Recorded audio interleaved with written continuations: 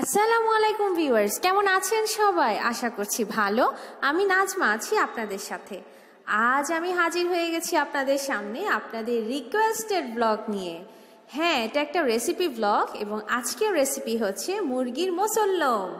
আপনারা দেখতে পাচ্ছেন আমরা একটা পুরো মুরগি নিয়ে নিয়েছি। আর আজকে মুরগির মোসল্লমের কুক মানে শেফ হচ্ছে আমার মিস্টার শেফ, মানে আমার জামাই। তো আপনারা দেখতে পাচ্ছেন ও পুরো মুরগিটাকে বিভিন্ন জায়গায় কেটে দিচ্ছে ছুরি দিয়ে। বেশি ডিপ কাট দেওয়ার দরকার নেই, জাস্ট একটু মশলা যেন ঢোকে আর দেখতেও হয়তো একটু সুন্দর লাগবে, এই কারণেই সে এই মানে একটু কেটে দিচ্ছে। তো এটা অ্যাকচুয়ালি গত কয়েকদিন আগেই রিকোয়েস্টটা এসেছিলো এবং এই রেসিপিটা আমি আগেই রেডি করেছিলাম, কিন্তু অ্যাকচুয়ালি বিভিন্ন কারণে দেওয়া হয়নি। তো আজকে আমি হাজির হয়েছি আপনাদের সামনে এই রেসিপিটা নিয়ে। আপনারা দেখতে পাচ্ছেন ওর সব দিকে কেটে দিয়েছে এখন। আর মুরগিটাকে সে বিভিন্ন মশলা মানে যা যা ছিল মশলা, হলুদ, মরিচ, লবণ আর এখন যে পেস্টগুলো আছে ওই পেস্টগুলো দিয়ে সে মেখে নিবে। এখানে আছে এখানে দিয়ে দিচ্ছে সে আদা বাটা, রসুন বাটা, পেঁয়াজ বাটা, মানে এক কথায় সব বাটা মশলা দিয়ে সে এখন এটা পুরোপুরি মেখে নিচ্ছে। তো এই কাজটাই মূলত সবচেয়ে ইম্পর্ট্যান্ট কাজ, কারণ হচ্ছে মেখে যদি নেওয়া না হয় ভালো করে এবং ভালোভাবে যদি না ঢোকে তাহলে দেখা যাবে রান্নার পর একদম কি বলবো, একদম মানে মজা লাগবে না, পানসা একটা ভাব চলে আসবে। তো এই কারণেই সে একদম আগে পিছে এদিকে কাটা ওদিকে কাটা যে যে জায়গা আছে সব দিকেই মূলত ভালোভাবে সে মশলাটা ঢুকিয়ে দিচ্ছে, একটু ভালোভাবে মেরিনেট করে নিচ্ছে। আপনারা দেখতে পাচ্ছেন সে একদম কোনো জায়গায় কিন্তু বাদ রাখছে না, একদম প্রত্যেকটা জায়গায় সে মশলাটা ঢুকিয়ে দিচ্ছে। তো মুরগির মোসল্লমটা কাদের ওখানে কিভাবে খায় আমি জানি না, তবে আমাদের ওদিকে আমরা এভাবেই একটু বেশি করে থাকি। তবে অনেকে শুধু ফ্রাই করেও খায়, অনেকে রোস্টের মতো রান্না করে। আমরা আজকে যেটা রান্না করব এটা একটু ঝোল টাইপসের। তো সে টুথপিক নিয়ে নিয়েছে। টুথপিক দেখতে পাচ্ছেন সে মুরগির যে ব্রেস্ট পিস এবং লেগ পিস এই দুটোর মধ্যে একসাথে একটা টুথপিক লাগিয়ে দিয়েছে। এভাবে সে বিভিন্ন জায়গায় টুথপিক লাগিয়ে দিবে যেন এটা ফ্রাই করতে সুবিধা হয় এবং ফ্রাই করার সময় যেন এটা ছড়িয়ে না যায়। এছাড়াও এটা হতে অ্যাকচুয়ালি মানে এটা পরে সে আবার তুলে নিবে রান্নার পরে, কিন্তু এখন সে রান্নার পুরো প্রসিডিউরে এই টুথপিকটা লাগানোই থাকবে। আর অনেকে এখানে সুতা বেঁধে কাজ করে, এটা হচ্ছে ডিপেন্ডস আপনার যেভাবে সুবিধা। তবে ওর এই টুথপিকে বেশি মনে হয় একটু কমফোর্টেবল ফিল করে সে সুতার চেয়ে, এ কারণে সে এভাবেই করে। তো সে প্যানে তেল বসিয়ে দিয়েছে আর আপনারা দেখতে পাচ্ছেন এখন সে পুরো মুরগিটা একটু ফ্রাই করে নিবে। মুরগি ফ্রাইয়ের জন্য দিয়ে দেওয়া হয়েছে, এখানেই হচ্ছে আসল ফ্যাক্টরটা, এটা অনেকক্ষণ সময় ধরে আস্তে আস্তে করতে হয়। তো এখানেই হচ্ছে মূলত সে আস্তে আস্তে এবার উল্টিয়ে পাল্টিয়ে এক এক সাইড চেঞ্জ করে করে এই পুরো মুরগিটা একটু ফ্রাই করে নিবে। তো এটা অবশ্যই ডিপ ফ্রাই, এটা মানে একদম আপনি হালকা তেলে ভাজলে হবে না, এটা মোটামুটি একটু তেল দিয়েই ভাজতে হবে। তো আপনারা দেখতে পাচ্ছেন সে এক সাইড করে হয়ে নিচ্ছে, যাতে পুরো জায়গায় ফ্রাইটা যেন পারফেক্টলি হয়, যাতে এক জায়গায় কাঁচা এক জায়গায় সেদ্ধ এরকম না হয়। অনেকে আছেন যারা এই মুরগিটা আর ফ্রাই করেন না, ডিরেক্ট রান্না করে। তো আমরা ওভাবেও রান্না করি, কিন্তু আমার কেন জানি এই ফ্রাই করে রান্না করাটাই বেশি পছন্দ। এবং আমার মনে হয় এই ফ্রাই যখন করা হয় আমার মনে হয় তখন খেতে আরও বেশি মজা লাগে রান্নার চেয়ে। ওয়াসনা চলে এসেছে, ওয়াসনা এসে দেখছে যে পুরো মুরগি রান্না হচ্ছে, তো সে তো খুব মজায় আছে, খুব এক্সাইটেড যে আজকে পুরো মুরগি রান্না হচ্ছে। আচ্ছা, যাই হোক, এই রান্নাটা আমরা মূলত করেছিলাম ওয়াসনার জন্য, ওকে হ্যাপি করার জন্য। এটা আপনারা আমার আগে ব্লগে দেখেছেন, আমি বলেছিলাম তখন আমি রেসিপিটা পরে শেয়ার করব, তো আজকে এই জন্য আপনাদের সাথে রেসিপিটাই শেয়ার করছি। আচ্ছা, আপনারা দেখতে পাচ্ছেন একটু ব্রাউনিশ কালার চলে এসেছে। আমার হাজবেন্ড উপর থেকে একটু একটু করে তেল দিয়ে দিচ্ছে যাতে পুরো জায়গাটা পারফেক্টলি কুক হয়, কোনো জায়গাতেই যেন পুড়ে না যায় বা আধা মানে কাঁচা অবস্থায় না থাকে। আপনারা দেখতে পাচ্ছেন মুরগিটা সে চেঞ্জ করে করে সাইড চেঞ্জ করে করে কিন্তু ফ্রাই করছে, এটাই নিয়ম। তবে অনেকে আছে যেটা এটা ফ্রাই না করে ডিরেক্ট রান্না করে, ওটাও খুব একটা খারাপ হয় না। তবে ওই ক্ষেত্রে মুরগির যে একটু টেস্টটা একটু এই মানে যেই আমাদের তো একটু ফ্রাই মুরগি একটু ফ্রাই জিনিস খেতে পছন্দ, তো ওই টেক্সচারটা আসে না, এটা একটু নরম নরম হয়। তো এই কারণেই আমরা আগে একটু ফ্রাই করে নিই। আর এই ক্ষেত্রে মুরগি চয়েস করার ক্ষেত্রে আমি একটু বলে রাখি, একটু ছোট মুরগিগুলো চয়েস করতে হবে মুরগির মোসল্লমের জন্য, কারণ দেখা যায় বড় মুরগি পুরোটাতে ভালোভাবে মশলাও ঢুকে না, খেতেও বেশি মজা লাগে না। আবার দেখতেও খুব একটা ভালো লাগে না, কিন্তু একটু ছোট, ছোট বলতে একদম বেশি ছোট হবে না, আবার মানে মাঝারি সাইজের যে মুরগিগুলো ওগুলোই কেন যেন দেখতেও সুন্দর লাগে, খেতেও মজা লাগে এবং মশলাটাও মনে হয় ভালোভাবে ঢোকে।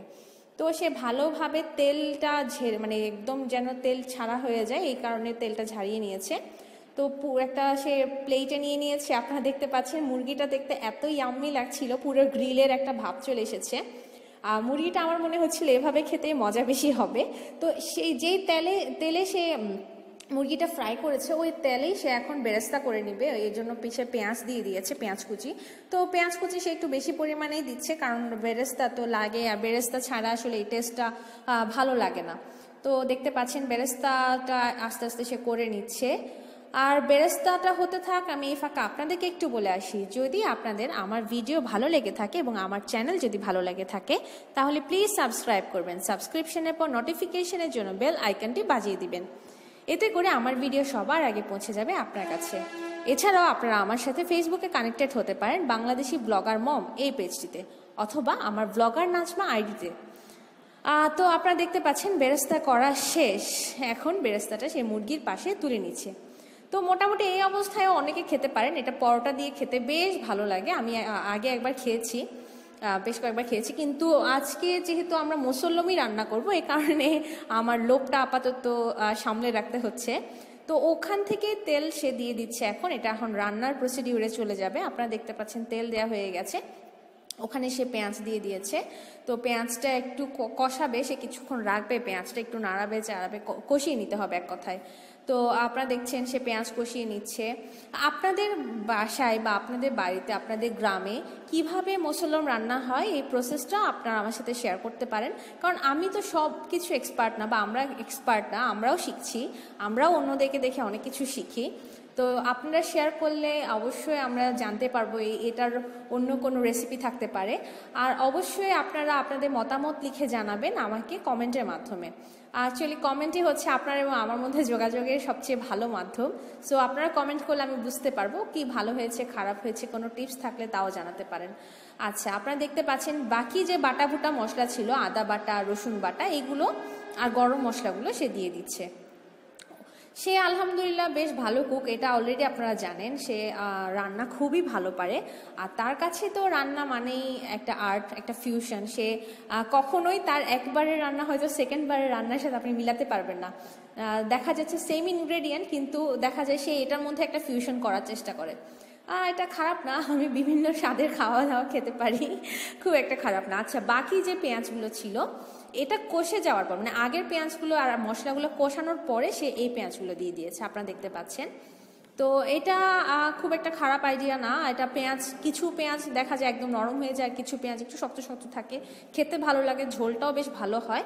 তো এর উপর সে হলুদ গুঁড়ি দিয়ে দিয়েছে, আপনারা দেখতে পাচ্ছেন। এখন মশলা দিয়ে দিচ্ছে, ধনিয়া মশলা যাবতীয় যত কিছু। তবে যেহেতু আজকের এটা আমরা একটু কোরমা, একটু রোস্ট স্টাইলে করবে সে, এই কারণে সে মরিচ গুঁড়োটা দেয়নি। তো আপনারা দেখতে পাচ্ছেন মশলাটাতে খুব সুন্দর একটা স্মেল আসছিল, প্লাস আপনারা দেখতে পাচ্ছেন কালারটাও কিন্তু খুবই আকর্ষণীয় হয়েছে, একদম মানে একটা ইয়াম্মি একটা গ্রেভি মনে হচ্ছে। তবে সে পুরোটা গ্রেভি রাখবে না, একটু ঝোল দিবে, একটু পানি দিয়ে দিয়েছে, কাঁচামরিচগুলো দিয়ে দিয়েছে। তো যেহেতু বাচ্চারা খাবে আমরা খুব একটা ঝাল করব না।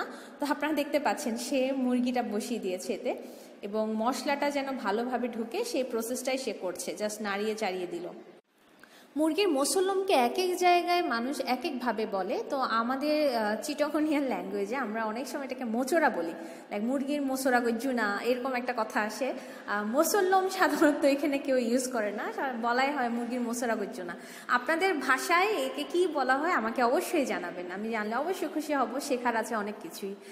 আর এছাড়াও আমাদের এখানে সাধারণত সবসময় এই মুসল্লমটা করা হয় না, স্পেশাল অকেশনে, রাইট, লাইক নতুন জামাই এসেছে অথবা নতুন গেস্ট এসেছে, কোনো বেআইন বা নতুন কোনো রিলেটিভস এসেছে, এই সময় সাধারণত আমাদের এখানে মুসল্লমটা করা হয়।